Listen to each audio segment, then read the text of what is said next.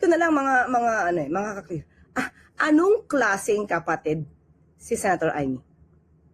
Anong klaseng Pilipino si Senator Amy?